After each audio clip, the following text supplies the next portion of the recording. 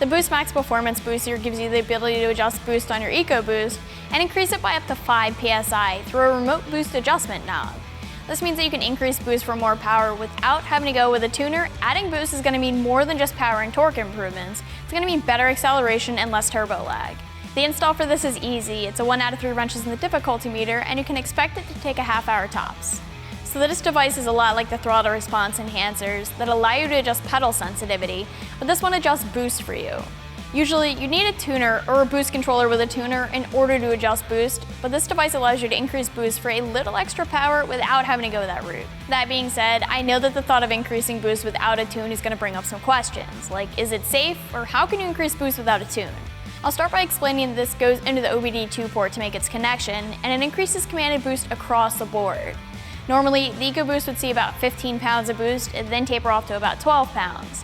With this device, and you have the option of how much boost you want to see through using this controller, this will give you the option of seeing up to 20 pounds that'll taper off to about 17 pounds. Since the EcoBoost is a speed density car, it doesn't have a MAP sensor, but a map sensor instead.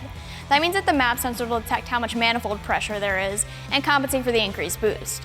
So there'll be no need to manually go into the ECU and increase fuel for the added boost. The map sensor will pick up on this and adjust as necessary itself. So this will give you that increase in power and torque, but it's not going to do those other things that a tune would do for you, like adjust your transmission. So this is a question that's asked a lot, but you can stack this with a number of different things, like the JMS PedalMax throttle response controller, or even an SCT handheld tuner. As far as price, you can expect to spend just over $300 for this. Now, that is less expensive than a tuner would be, but it is a little bit more expensive than a throttle enhancer would be, because you are getting more power and torque here. You wouldn't get more power and torque from a throttle enhancer like you would with the BoostMAX.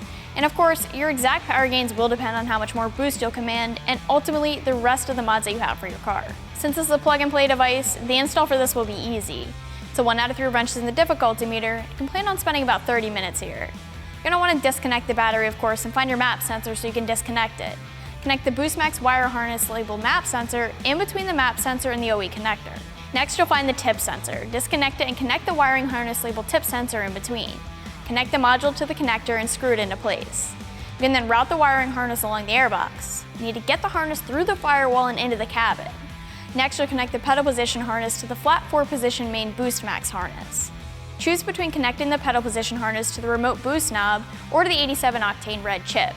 Find the accelerator pedal position sensor and connect the BoostMAX harness in between the sensor and the OE connector.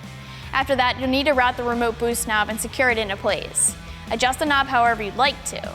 After that, it's time to test the car. And BoostMAX does give you instructions on how to troubleshoot if you need to. That's going to be it for the JMS BoostMAX Performance Booster, but as always, you can check it out more online right here at AmericanMuscle.com.